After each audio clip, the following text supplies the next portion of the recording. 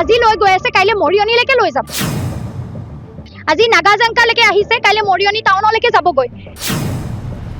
গতিকে গৈ থাকিব নি থাকিব আমি এৰি দি থাকিম নেকি?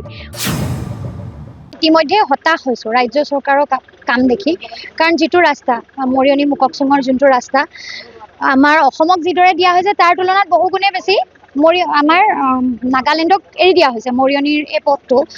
তাৰ সেইখিনি কথা লৈ ইতিমধ্যে তৰ্ক বিতৰ্ক চলি আছে। দল সংগঠনে প্ৰতিবাদ অব্যাহত ৰাখিছে আৰু আজি আমি ইয়াত উপস্থিত হৈছোঁ নাগাজাংকা অঞ্চলত। আৰু ইয়াত আমি দেখিবলৈ পাইছোঁ যে যোৱা কেইবাটাও দিন ধৰি ইয়াত জব কাৰ্ডৰ কাম চলি আছে। নাগালেণ্ডৰ মানুহে আহি লগতে প্ৰশাসনো আহি ৰাইজক বাধা দিছে আৰু আগতে ফলক ভাঙি দিয়া হৈছে। এই ৰাস্তাটো জব কাৰ্ডৰ কামেৰেই বনোৱা, কিন্তু আজি পুনৰবাৰ আহি প্ৰায় দাবীয়ে দিয়া হৈছে যে আগতে বাধা দিছিলোঁ, তোমালোকে কাম কেনেকৈ কৰিছা। তেওঁলোকৰ মতে এইখিনিতে বৰ্ডাৰ, এইখিনিৰ পৰা মাটিখিনি নাগালেণ্ডৰ মাটি, আৰু তেওঁলোকেতো দাবীয়ে কৰে মৰিয়নিৰ আমাৰ ৰেল লাইনলৈকে নাগালেণ্ডৰ মাটি বুলিও কেতিয়াবা দাবী কৰে। এতিয়াতো তেওঁলোকে সীমা বান্ধি দিছে যে ইয়াৰ পিছফালে কাম কৰিব নোৱাৰিব। আমাৰ মহিলাসকলে আগতেও কাম কৰিছে, এতিয়া কাম চলি আছে। ইয়াত বহুতৰ বাৰী আছে। গতিকে এনে অঞ্চলত যদি আজি দিছৈ ভেলী সংৰক্ষিত অঞ্চলত নাগালেণ্ডৰ মানুহে আহি অসমৰ মানুহক চলি থকা কাম বন্ধ কৰোৱাই, নাগাজাংকা অঞ্চলত আহি মহিলাসকলক কাম বন্ধ কৰিবলৈ ইয়াৰ মানুহক আচলতে খেদি পঠোৱাৰ নিচিনা এটা পৰিৱেশেই হৈছে। প্ৰশাসন আহিছে যদিও প্ৰশাসনে কিন্তু আমাৰ ৰাইজৰ পক্ষত মাত মাতিব পৰা নাই। প্ৰশাসনে ক'ৰবাত আমাৰ মানুহক কামখিনি বন্ধ ৰাখিবলৈহে আজিৰ দিনটোত কৈছে। মহিলাসকল ভয় খাই গৈছে। গতিকে এইদৰে যদি আজি সীমাটো বঢ়াই বঢ়াই আনি থাকিব, তেওঁলোকে সীমা বঢ়াই বঢ়াই আগৰে পৰা আনি আছে। আমাৰ মতে বা মেপখনো যদি আমি চাওঁ যথেষ্ট দূৰলৈকে অসমৰ মাটি পৰে।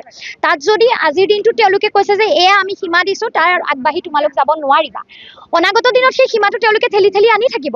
আৰু তেওঁলোক যেতিয়া আহে হাতত অস্ত্ৰ লৈ আহে, দা চা লৈয়ে আহে নৰ্মেলি।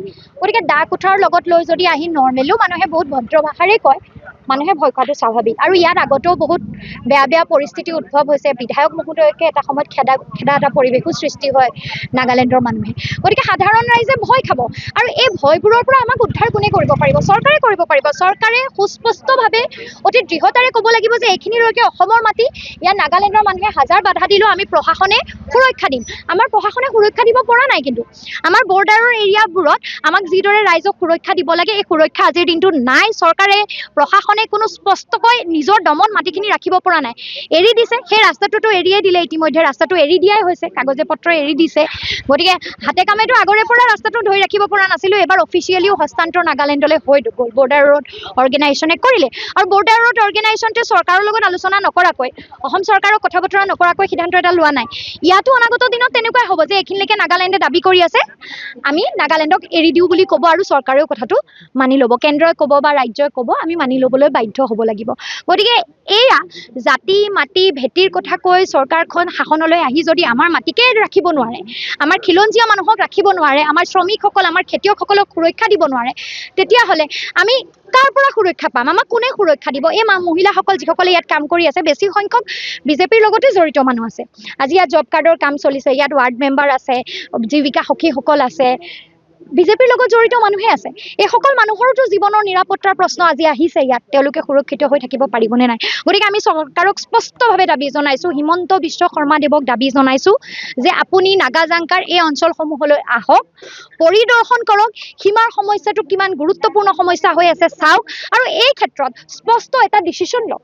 তেখেত আজি নৰ্থ ইষ্টৰ মুৰব্বী, তেখেত সকলোৱে মানে বুলি আমি ভাবোঁ। গতিকে নৰ্থ ইষ্টৰ ইমান এটা গুৰুত্বপূৰ্ণ দায়িত্বত থাকে, য'ত তেখেতৰ কথা সকলোৱে শুনে বুলি আমি দেখোঁ, তেনে এটা স্থলত তেখেতে নাগালেণ্ডৰ লগত এটা মীমাংসা কিয় কৰিব পৰা নাই? নাগালেণ্ড চৰকাৰক, নাগালেণ্ড প্ৰশাসনক কিয় বাধ্য কৰিব পৰা নাই? আমি বিধায়ক মহোদয়কো অনুৰোধ জনাম, এই ঠাইসমূহলৈ আহক আৰু এই মীমাংসাবোৰ ঠিক কৰক। নিৰ্বাচনৰ সময়ত আমাক বাধা দিয়া হৈছিল এই অঞ্চলত সোমাবলৈ।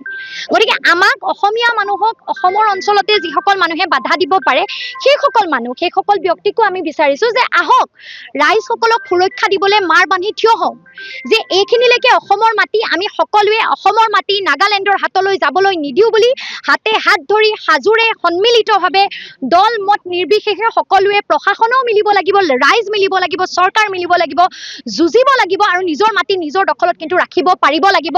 নহ'লে আজি লৈ গৈ আছে কাইলৈ মৰিয়নিলৈকে লৈ যাব। আজি নাগাজাংকালৈকে আহিছে কাইলৈ মৰিয়নি টাউনলৈকে যাবগৈ।